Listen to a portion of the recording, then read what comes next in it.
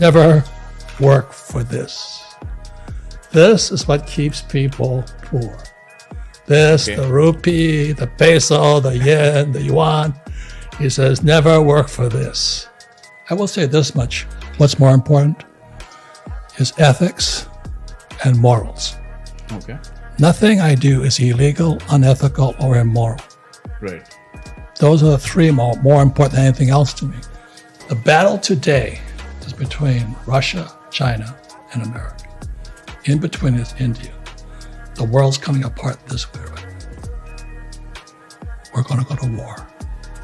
Hey guys, welcome back to my channel. Today we are doing a podcast with someone very special. And as you might notice, I don't do a lot of podcasts, but I could not resist an opportunity to talk to this man. So this man is probably the godfather of personal finance in today's modern world. It's none other than Mr. Robert Kiyosaki. Thank you so much, sir, for agreeing to come on my channel. It's an absolute honor to be talking to somebody who actually built my own foundations of learning personal finance. Thank you so much. In today's podcast, I was thinking, let's break it into three parts. The first part, we would cover about the macroeconomic trends that's evolving the world of finance today, because it's very important to understand what's happening on a global picture, to know where our money should go so that it makes the most ROI for us. The second thing I want to talk about is the duality in how the rich think about money versus how the rising middle class think about money, because I think that mindset about how money works is very, very important before you even invest your money.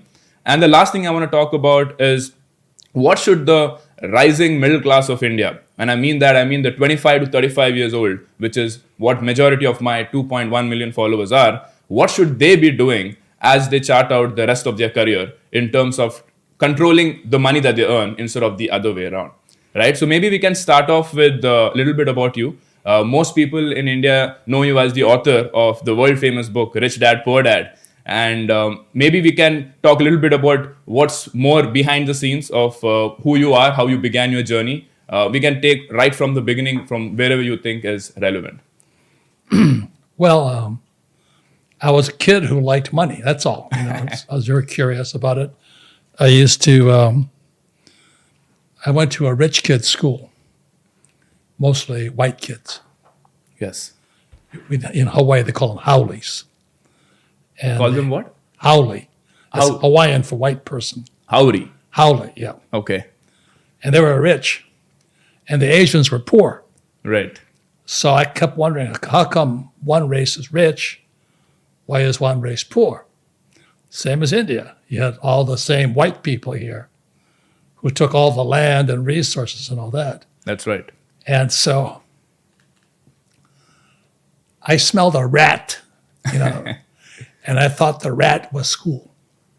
And I kept asking my teachers, when am I going to learn about money? And they gave me this bullshit. The love of money is the root of all evil. I go, stop bullshitting me, you son of a bitch. But that was their way of preventing me from getting rich. That's right. By telling me if I wanted to get rich, I wasn't going to go to heaven. I go, holy mackerel. I'm only 10 years old. I couldn't drink the Kool-Aid. In America, I call it the Kool-Aid. I just couldn't drink, go to school and work hard and make the rich richer. So that's how it kind of started. And so I kept asking my poor dad, I said, well, how do I learn about money? He says, I don't know, because he's a professor. And, professors are poor people. Right. But they teach kids.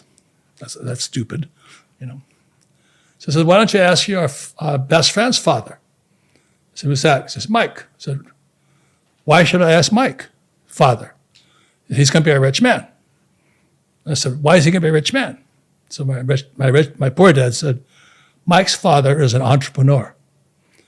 And I said, so what are you? I'm only 10 years old, right?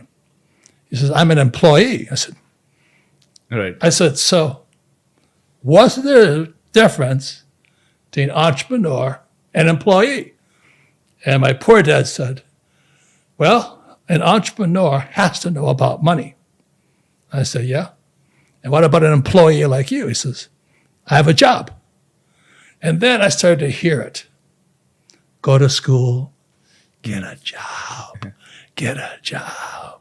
get a job. I'm going, school's lying to me. And I said, I don't want a job. And that's how the whole thing started. So when I was 10, I just started studying with my rich dad. And so I was 10 years old, I ride my bicycle to his office. And I had to work for him for free. So he ran a hotel. Right. And I had to pick up rubbish and work, doing odd jobs. And rich dad never paid me. He said, if I pay you, you think like an employee.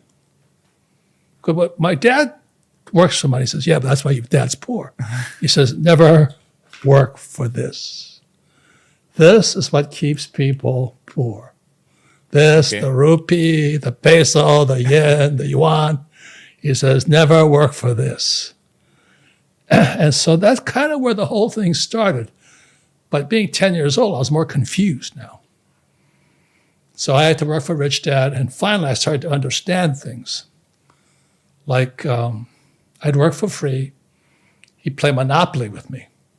So I'm going, why am I playing Monopoly? He says, because you're learning to be rich. I said, I'm playing Monopoly, so you learn to be rich. And so I played Monopoly and got home. My poor dad said, what you been doing all day?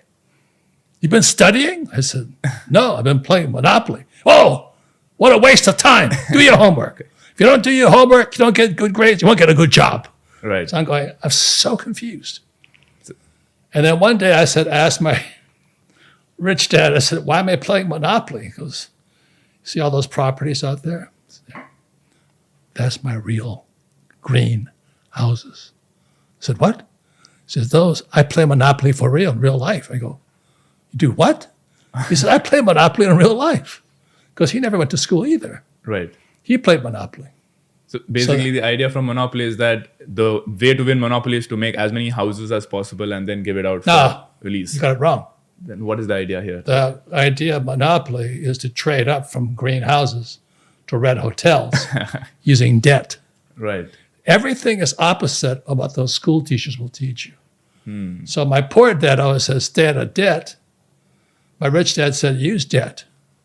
You see, everything is opposite. And that's why most school teachers, I don't listen to them. If you tell me you went to Harvard or Yale, I check out. Look at the biggest crooks in America are professors. This guy, Ben Bernanke, he was U.S. Federal Reserve Bank chief. He ripped off this whole country.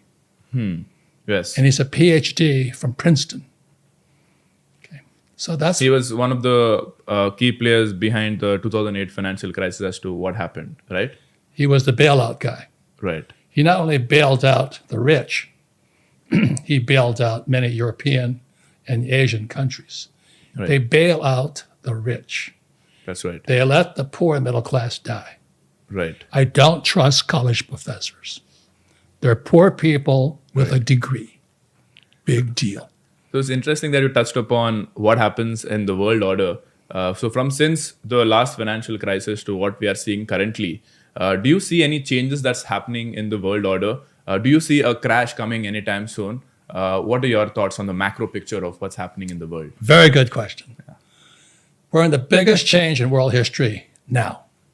Like this is August 2023.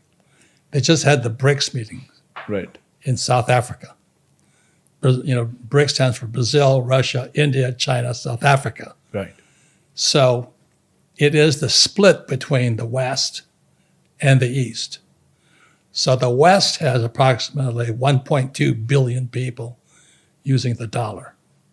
Right. Brazil and Russia, Russia and China have control of about 3.8 billion. So the fight now is between East and West. When you mean West, 1.2 billion people, is that North America and Europe? Generally, yeah.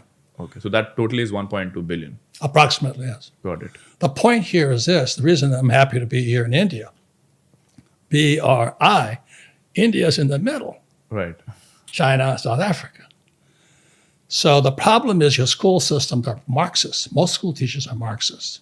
Can you explain what Marxist is to the They believe in taxation. Sorry? They believe in taxation. Okay. I don't pay taxes. Okay. Capitalists don't pay taxes. Right. Okay. We also use debt. Right. And we don't pay for it. We don't do any of those things. This is my friend here, Donald Trump. Yeah, He's a capitalist. right. People hate this guy, but he is my good friend. We are capitalists. We're not Marxists. Obama, Marxist. Okay. And this guy, Biden, he's